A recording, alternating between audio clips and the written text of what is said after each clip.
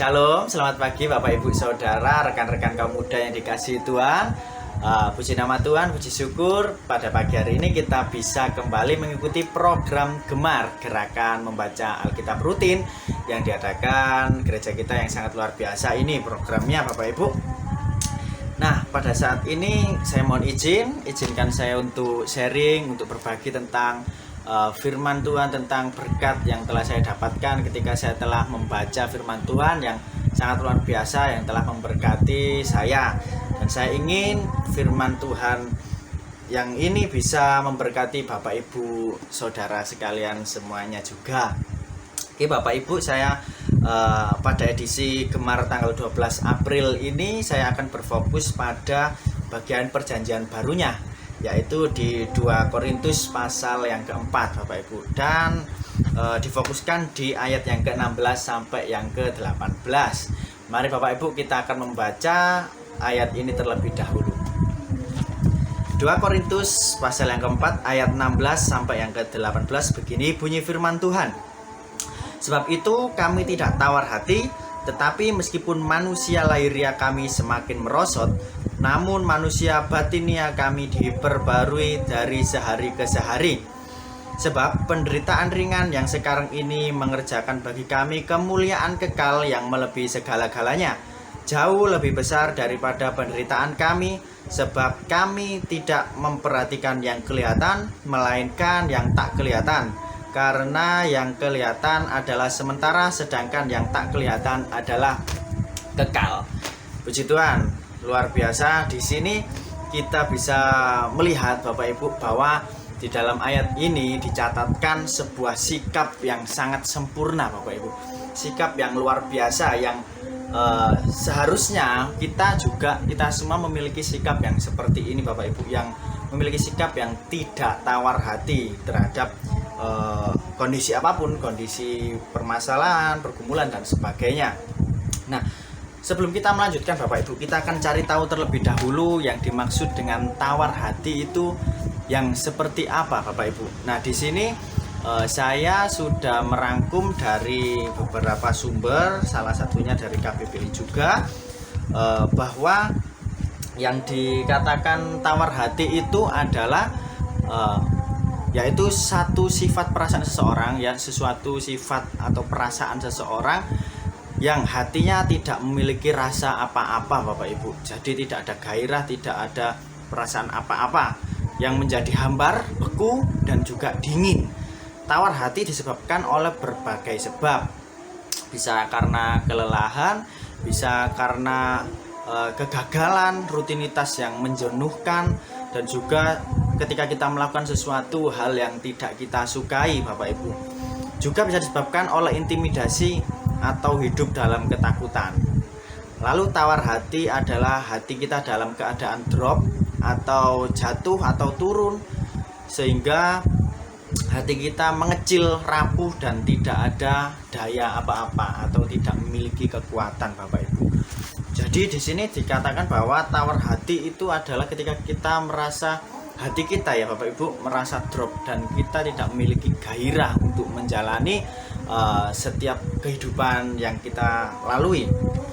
Bahwa firman Tuhan pun mengatakan jika kita tawar hati dalam masa kesesakan, dalam ketika kita merasakan sebuah permasalahan yang lumayan berat Bapak Ibu, yang berbeban berat, maka kita tidak akan memiliki kekuatan untuk bangkit melalui masalah atau melalui pergumulan tersebut Bapak Ibu. Jadi tawar hati ini pasti sangat merugikan bagi kehidupan kita, dan kalau bisa Bapak Ibu, seharusnya, sewajibnya kita tidak boleh memiliki sifat yang tawar hati dalam keadaan apapun Bapak Ibu, karena itu sangat merugikan kita semua. Sebab ketika kita tawar hati Bapak Ibu, ketika kita memiliki hati yang lemah, kita bisa saja bahkan memiliki perasaan yang negatif kepada Tuhan. Nah, di sini berbahayanya Bapak Ibu. Ketika kita memiliki hati yang lemah, ketika kita tidak kita merasakan tawar hati, bisa saja kita bahkan menuduh Tuhan yang tidak-tidak. Wah, dalam masa pandemi ini misalkan, katakanlah dalam bidang segi pekerjaan atau usaha Bapak Ibu. Dalam masa pandemi ini kok pekerjaan gini-gini aja, terus usaha ya gini-gini aja, tidak ada kemajuan, malah semakin drop, hutang di mana-mana. Nah, di situ bahkan kita bisa menyalahkan Tuhan atas keadaan yang seperti itu Bapak Ibu, dan itu berbahaya ya, karena kita hanya akan semakin berpikiran negatif, dan yang terjadi kita jatuh dalam dosa dan kalah Bapak Ibu. Kita tidak bisa melewati permasalahan itu karena kita memiliki sifat hati yang negatif, yang disebabkan oleh hati yang tawar, yang tidak punya kekuatan seperti itu Bapak Ibu. Jadi yang harus kita lakukan sebenarnya ketika kita mengalami banyak masalah, ketika kita mengalami banyak pergumulan, kita harus bahkan mengakui kepada Tuhan bahwa kita ini memang lemah, bahwa kita ini membutuhkan pertolongan, membutuhkan kekuatan dari Tuhan. Sebab hanya Tuhan Yesus yang bisa memberikan kekuatan kepada kita semua, kepada hati kita, memberikan kedamaian Bapak Ibu. Jadi tidak boleh kita malah semakin berpikiran negatif pada Tuhan, tetapi kita harus semakin mendekatkan diri pada Tuhan. Dan ketika terjadi masalah, itu menunjukkan bahwa kita ini adalah orang-orang yang lemah, makhluk-makhluk yang lemah, yang butuhkan campur tangan Tuhan dalam kehidupan kita semua Bapak Ibu. Puji Tuhan. Jadi seperti itu yang dikatakan sebagai tawar hati. Saya yakin di sini tidak ada ya Bapak Ibu yang memiliki hati yang tawar Bapak Ibu, karena saya percaya semuanya memiliki hati yang benar-benar tertuju pada Tuhan, benar-benar positif, benar-benar pantang menyerah dalam keadaan apapun dalam kehidupan kita. Di sini bahkan saya sendiri Bapak Ibu juga belajar melalui firman Tuhan ini bahwa saya tidak boleh memiliki rasa tawar hati atau memiliki perasaan negatif, karena itu melemahkan kita, terlebih melemahkan kerohanian kita. Ketika kita memiliki tawar hati dan kerohanian kita turun, nah disitulah Bapak Ibu permasalahan yang sesungguhnya gitu. Jadi jangan sampai Bapak Ibu kita memiliki rasa yang tawar hati. Lalu Bapak Ibu di ayat yang ke-16 tadi, sebab itu kami tidak tawar hati, tetapi meskipun manusia lahiriah kami semakin merosot, namun manusia batiniah kami dibaharui dari sehari ke sehari.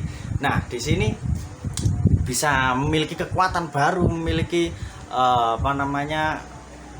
diperbaharui ini Bapak Ibu ya, melalui apa? Salah satunya dengan melalui program-program Gemar seperti ini Bapak Ibu. Jadi jangan kita mengikuti program Gemar ini ketika kita menghadapi masalah, ketika kita menghadapi pergumulan atau persoalan.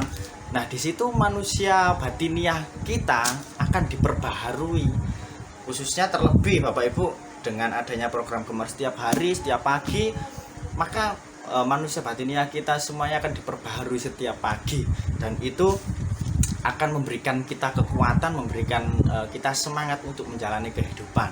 Tentunya tidak hanya melalui Gemar saja ya Bapak Ibu, banyak hal yang bisa memberikan kekuatan. Tentunya kita tidak bisa mendapatkan kekuatan itu sendiri karena kita membutuhkan Tuhan. Mungkin bisa melalui saudara-saudara seiman kita, melalui saudara-saudara yang lain ya. Dan misalkan saja katakanlah dengan cara kalau kita ke gereja, kita mendengarkan khotbah, dan itu bisa menyemangati kita, bahkan bisa memberikan efek yang positif bagi hati dan pikiran kita. Di situ kekuatan kita akan semakin bertumbuh dan kita tidak akan merasakan apa yang dinamakan tawar hati Bapak Ibu Saudara. Jadi seperti itu Bapak Ibu, sebab penderitaan ringan yang sekarang ini mengerjakan bagi kami kemuliaan kekal yang melebihi segala-galanya, jauh lebih besar daripada penderitaan kami.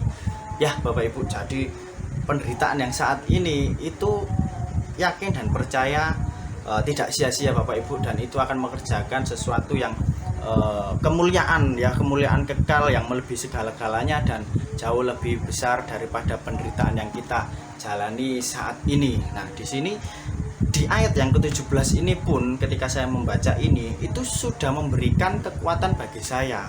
Bahkan saya hanya membaca ayat 17 ini itu memberikan saya kekuatan bahwa ya memang setiap hari kita ada masalah, ada pergumulan, tetapi kita harus meyakini, kita harus percaya, kita harus belajar bahwa segala penderitaan itu penderitaan ringan ya Bapak Ibu dikatakan, karena penderitaan kita semua ini tidak ada apa-apanya dibanding penderitaan Tuhan Yesus pada saat itu ya Bapak Ibu.